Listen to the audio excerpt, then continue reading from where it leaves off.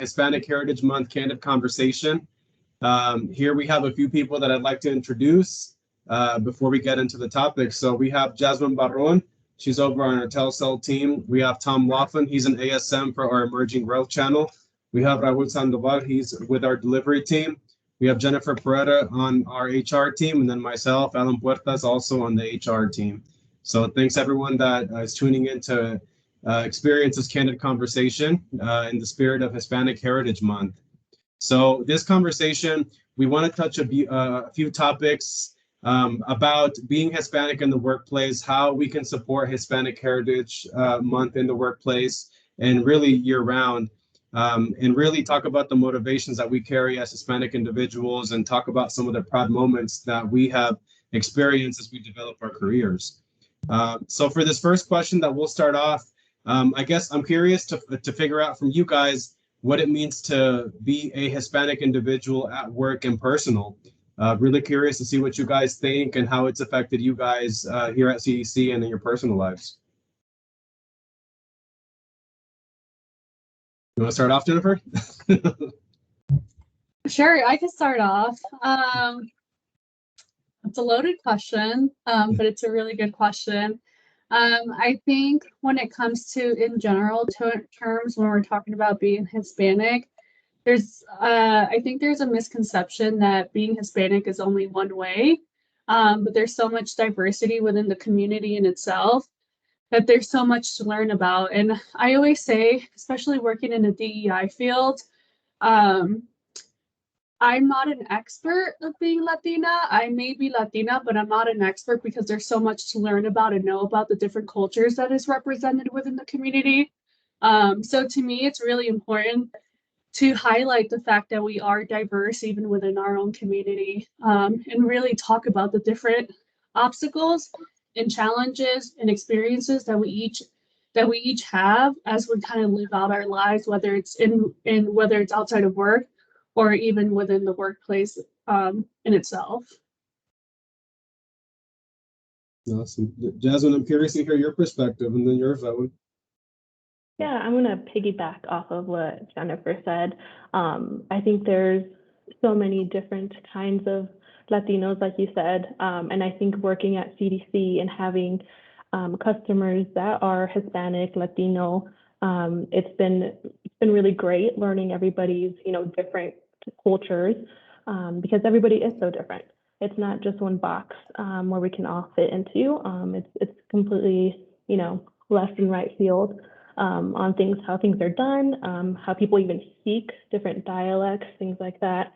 So working at CDC and having those customers has been really great for me personally, learning all these different cultures and things like that. So I think it's a great experience. Sure. And for you, Raul, what about you, man? Well, I'm totally agree with Jennifer and Jazmin. Being here at CDC, like you say, you get to know totally different people, especially in my department, you get to know people Asian, Ethiopians, Arabian, even some like Mexican or other countries, and you learn a lot about the way they think and different cultures, because you get to know them more as a customer. Sometimes it's more like you build a relationship, and that helps you to learn a lot about different immigrants and different cultures. So I think it's pretty good, because it's helping me to see life different, and not be just focusing on my situation, or whatever I live day by day. So it's pretty cool. And Tom, I'm curious to get your perspective, man. I mean, seeing as how you were the multicultural brand manager and just that experience, and you've seen the business evolve from your tenure here. What do you think about that question?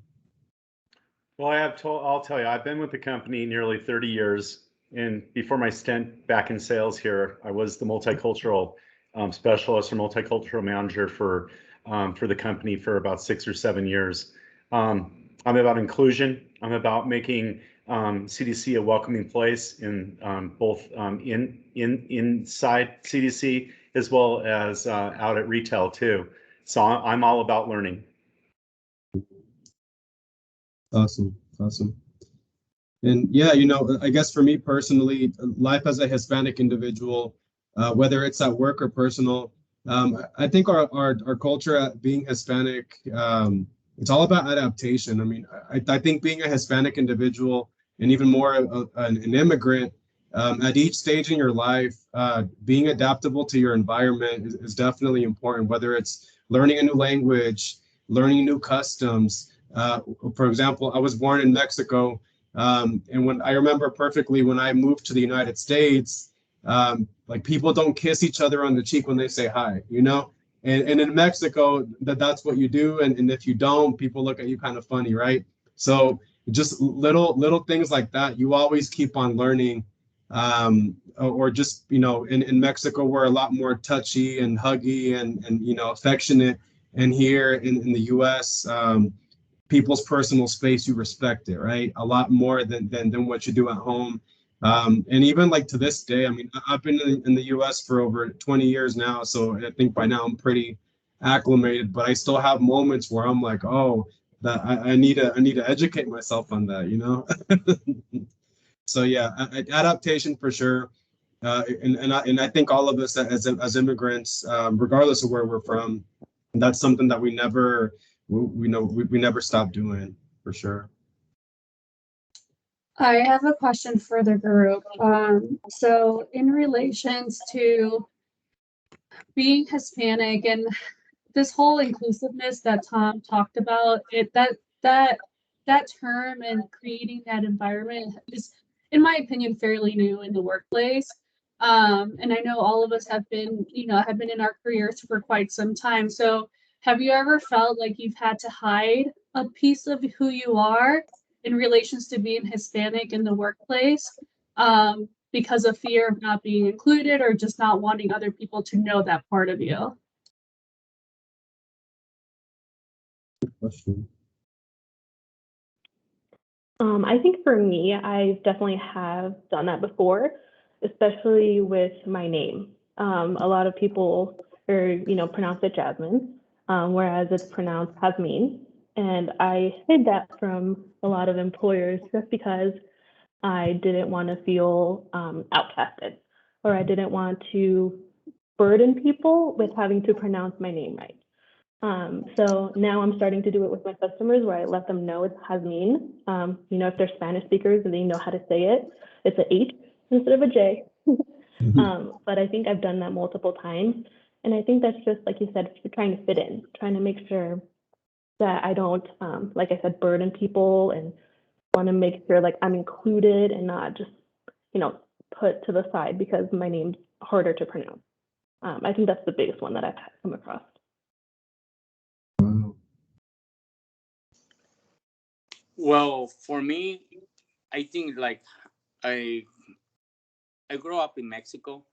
I moved to the United States when I was 17 years old, and for me it was a big challenge to learn the language. So, and I think sometimes it's really like you feel embarrassed because you have the accent or you don't know how to say things. Even if you have it in mind, you don't. You can say it the correct way, or sometimes you're scared to say something and people take it the wrong way, and sometimes you just keep yourself quiet. And I think that's something that at a workplace it can give you it can hold you to do a step ahead, because just even if you have the intelligence or you have all the qualities to do something else, you're just hiding it, because you're just scared to do that step, because you're always thinking, what about if I do it wrong? But like I say, it's a challenge. It's a challenge. Like I say, when I moved here, I didn't speak nothing, like nothing. And doing this for me, I think it's a big step because it's the first time that I'm doing this, and I really appreciate you guys. You guys take the time to invite me to do this, and because I know it's gonna help to my, to my person, Mm-hmm. give me more confidence, and yeah, feel more comfortable with myself, trying not to hide stuff, try to be me. But it's a big challenge as immigrant to do things like that and just be you. Mhm. For sure, it is, and thanks for sharing that moment, Raul. I think that's really powerful. Yeah, I mean, it's one of the many challenges of being an immigrant, right? And especially being a Hispanic immigrant. I mean, I think here in the Denver area, when we talk about, Hispanic immigrants, the majority are going to be from Mexico, right? And I think also within our culture, I think there also is a sense of privilege even amongst us, like for example, I think I speak English pretty clearly because I came here when I was, a little kid, right? And then I look at like my family who's been here for 20 plus years, and a lot of them don't even speak English. I think in those moments, that's where also us as people, we decide, hey, this is how much I want to advance or how much I want to learn, and that's where the initiative comes from. And you're absolutely right. Events like this can help us get there for sure. So I have a follow-up question for you guys. So in addition to language or accent, what else about being Hispanic has been a challenge for you guys? Just acclimating to life in the U.S., whether it's, facial hair, whether it's your skin color, whether it's your height. Is there anything else about being Hispanic that you guys have had to get past in the workplace? For me, I don't think that I really have anything other than the language. I was born here. My parents immigrated from Durango, Mexico. So I was very fortunate to, start school here and learn English in school, although Spanish was my first language. So I don't think I really have anything other than the language part and mispronouncing things sometimes or making words up, the whole Spanglish thing. So I think language for me has been the biggest thing. Trying to make sure I'm saying things right. And I know sometimes my accent will come out and I'm like, oh, is that me? Did I say that right? But yeah, I think that's the biggest one. Mm-hmm. I would add, not necessarily the workplace, but I think there are also challenges that, I mean, at least for me, I faced within my own culture. I was born in the United States. My first language is Spanish, and I learned English at school. However, when I, traveled back to Colombia to visit the rest of my family or my cousins, one of my biggest challenges is the accent part, right? Like I always get called out on being American and having an accent when I speak Spanish. And that to me has been a huge obstacle because then I feel very self-conscious about it to the point where I only speak Spanish to my family and my mom and my aunts and uncles who live here. But people outside of my own direct family, I'm very hesitant just because I'm kind of afraid for people to kind of hear me out, especially if they're from like a country or have a really good accent. They'll call me out and be like, "Oh, you're American," type of thing. So I think there's also alienation created when you talk about your own culture versus also being American, when you're also not American enough, when you're Latina or Latino. So that, those two things clash. And, growing up, you're always like, well, then what am I? If I'm not American, if I'm not Latina enough, then what am I? And I think that for me personally has always been a huge challenge. Trying to overcome that and trying to eventually figure out that I came to the point of just saying I'm Colombian American. That's what I am, and that's what I own up to. But I think it took a really big journey for me to get to that point and feel comfortable saying that. Because I mean, I think at the end of the day, how you identify is how you feel is you're comfortable identifying as, and you don't have to do it a certain way because someone else tells you otherwise. And I think that same feeling that you just described is probably the same feeling that Raul felt that he was describing earlier, Yeah, it's that's what I was about to say. And then other thing is not like you say, not a workplace, but something that happened to me really often. It's I was born here in the United States, but I was grew up in Mexico, so I have my accent, and I have to deal with situations just because I have my accent. I get discriminated. You know, like the people think that like, you're illegal, you're doing this, and I'm a U.S. citizen.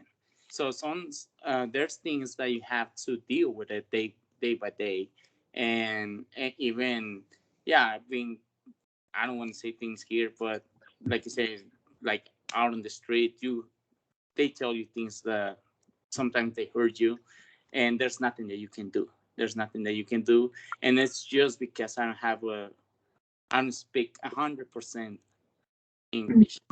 Mhm. Yeah, and I think that just goes back to the stereotypes when you talk about the community in itself, because to your point, I was born here, but I've had so many experiences where I've dealt with racism because of the way I look or because I speak Spanish in public with my family.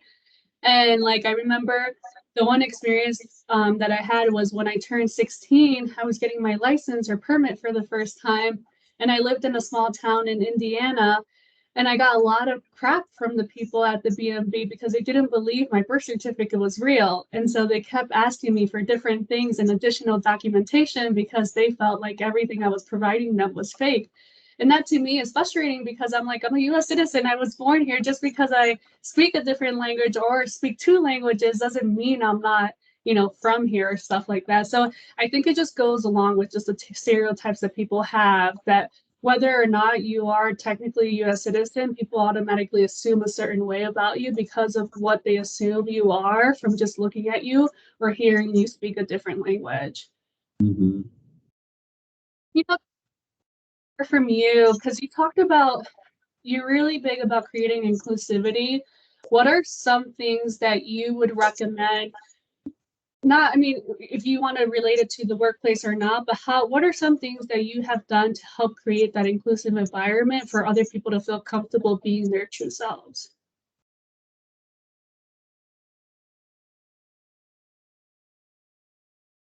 I will tell you one thing so for 6 or 7 years,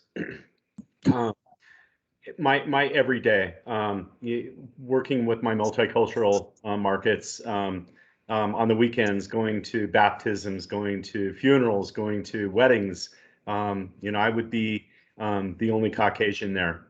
Some of the things that really helped me assimilate was through people being vulnerable, like you guys are definitely today, and sharing with me, what was important, and teaching me about culture. And sometimes it can just be, very simple things like a greeting in Korean, "Annyeonghaseyo," or a greeting in Ethiopian or Eritrean, "Salam salam." Sometimes it's just about education and understanding, and wanting, I know for me, including me, and making me yearn for more information, to know more, to want to be part of that culture too, because culture is beautiful. So that's just a guy from the outside.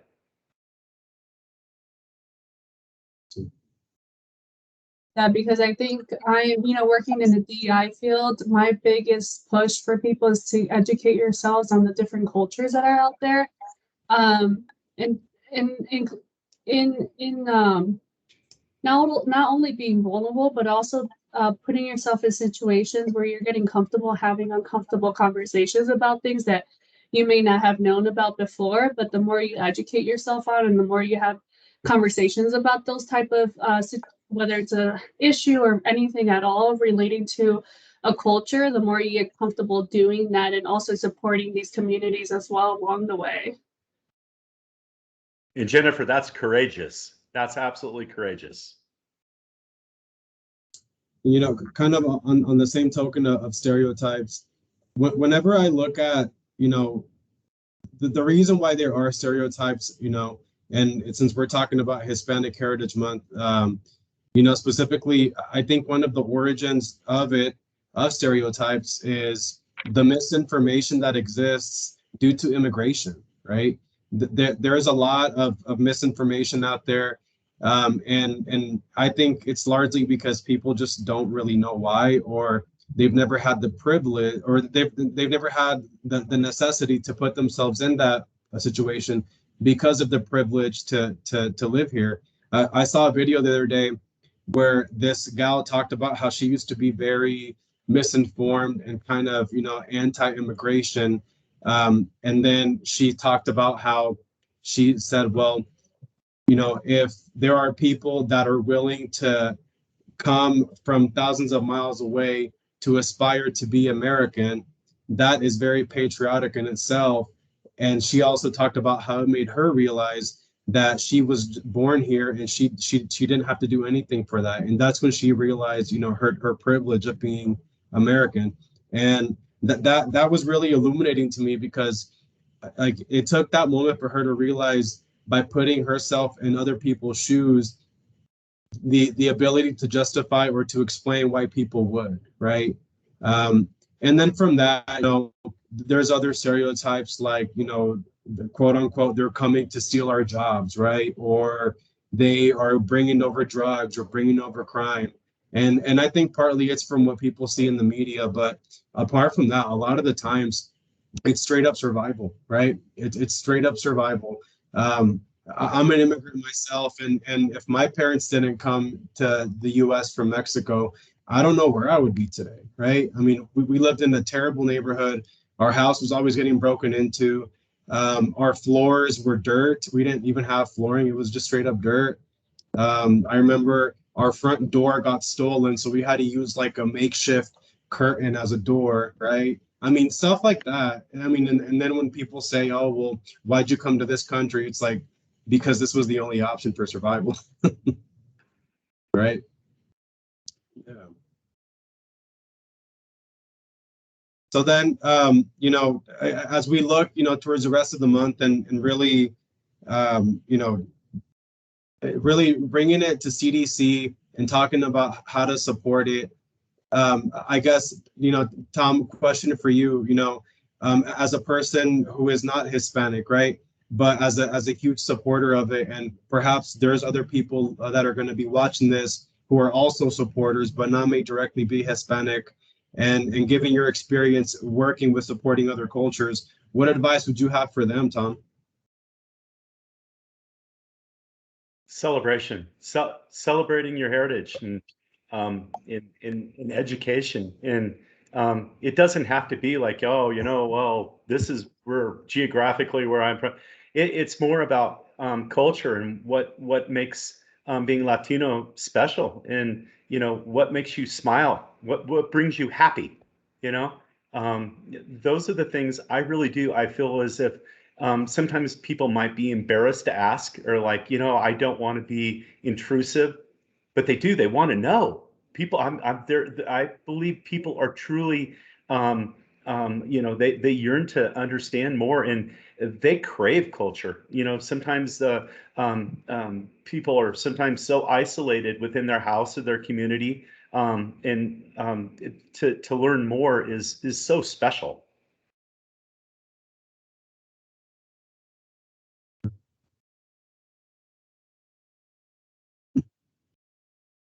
And then another question that I kind of wanted to ask the group. So, us being Hispanic and kind of, carrying the torch, if you will, that we've all had, what are some of your guys' proudest moments of being a Hispanic individual, whether it's here at CDC or in our personal life? What to you means a moment of pride for you guys? And I kind of like to go around the room. Jazmin, so can we start with you? As a Hispanic individual, what's been one of your most proudest moments? Yeah, I mean, I think even from like the smallest things, like graduating high school, getting an education. My dad had to quit school at 9 years old. So it's those little things that get taken for granted, that are moments of pride. For example, I used to be my mom's adult, as I used to call it. I used to call and make her doctor's appointments because she didn't speak English. Mm-hmm. I was the one that had to call the bank and pretend I was, 30 years old and I had to do all that stuff. So I think another proud moment is when she was able to do that, when she was willing to, learn the language and get that done by herself. And there's times still where she calls me, she's like, Lisa, can you do this for me?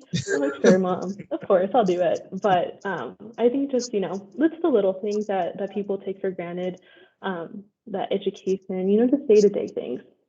that just makes me proud and makes me feel good of where my family came from and where, you know, we're at now. It's a good feeling. Mm-hmm. What about you, Raul? What's been some of your proudest moments as a Hispanic individual? I think I'm kind of on the same page as Jasmine because, like I say, if I'm a citizen, I moved from Mexico, right? And I think I'm really proud I was able to graduate from high school, even that I didn't know the language. And then another thing, I was living by myself. I was just living 17 years old, just living with my oldest brother without my parents. Mm-hmm. Nobody cooked for me. Nobody take care of me. Like I was responsible for all my bills, transportation, education. So I feel really proud of that. You know, I feel like um, that make me appreciate more what I have in life, and then that makes me think different. And now I have two girls. That makes me work harder, be more responsible work, try to be the best day by day, and give a better life to my family and my daughters. Because you appreciate life more when it's hard to get it, you know. And I know it's a lot of people in the same shoes as me. And and and I think if we keep doing stuff like that, people's gonna be able to educate more themselves, and people's gonna see us different. They're gonna be like they're not bad person. I know not all of them. There's people that's good and bad, you know, person. But I think that's gonna help if you keep doing the best they have. That's gonna help you to be a better person, get the respect. It's like right here at CDC. Um, like I say, for me it was really hard because even if my managers they give me instructions, you didn't understand 100%, and they were patient. They support me every time, every day. And like you guys know, I was happy that I was one of the drivers of the year. Probably for a lot of people that doesn't matter, but for me it was really really special because being an immigrant, not knowing the language, learning and working hard, that make me proud. Awesome. For you, Jennifer? I was like, should I jump in? This is my proudest moment. I because of the struggles and obstacles I faced in my life being Latina, this type of work, it reignites me. And it's the reason why I decided to go into the diversity inclusion field, because I want to create moments like these where people have an opportunity to tell their story and humanize who we are as individuals and humanize our community, so that people have a better understanding of what we've had to go through to get to this point and have a little appreciation for that struggle and for that for those obstacles and for where we are today. And hopefully change people's minds in the future so that they start to understand us a little bit better and make us feel inclusive and don't alienate us because we're quote unquote different. So stuff like this that makes me proud, not only for our own community, but also for all communities that are represented in this country and at CDC as a whole. I guess for me to answer my own question, my proudest moment is just the fact that we get to change the narrative, right? Like simply with that, by doing something that historically maybe we may not have been able to, by reaching new successes that maybe our previous, predecessors didn't. Just being a part of the story and being able to change it for the better, as broad as that sounds, that's probably one of the proudest. Whether it's graduating high school, whether it's going to college, whether it's learning the language, just being a part of the story, I think is in itself really really satisfying. All right, I have to share one too. I'm not Latino, but so my kids, I have 4 kids, and culture is and diversity and inclusion is maybe it was probably because I beat it into them. I'm just kidding, but my kids' language and culture. So my my 12-year-old and my 16-year-old, one is in their 4th year of Spanish and the other is in their 2nd year. And it's not just speaking Spanish, it's learning culture. So that's 2. My oldest daughter, she took on Hebrew and Russian. And then my youngest son has not started in language yet, but I liked what Alan said. Alan, it touched, moved, and inspired. But what you said is changing the narrative, because it's always about that. Mhm. It's about setting up the next generation to be ready to create that better world. It is. Yeah. It is for sure.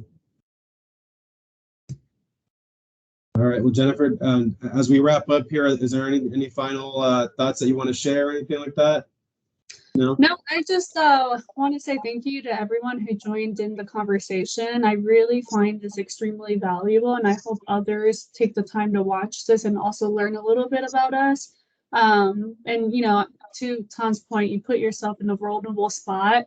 So I do appreciate you sharing those stories and sharing your personal experiences with us, because hopefully it goes a long way. Sure. Well, yeah, just to echo Jennifer's final words, thanks for joining. And Tom, it was really special to have you here. We knew that you were a huge supporter, and we wanted to make sure that our peers who want to know how to support, want to understand, had some representation. So thank you, and thank you, Jazmin and Raul and Jennifer as well for sharing your culture. And it's a beautiful thing that you guys did this, and we're just really proud of us. So thank you guys. Don't forget, it's Jazmin. Jazmin. Yeah, it has me. That's me. Never forget. Thank you guys for including us. I appreciate guys. it. Bye, please. All right, guys. See you later. Bye. Bye. Bye.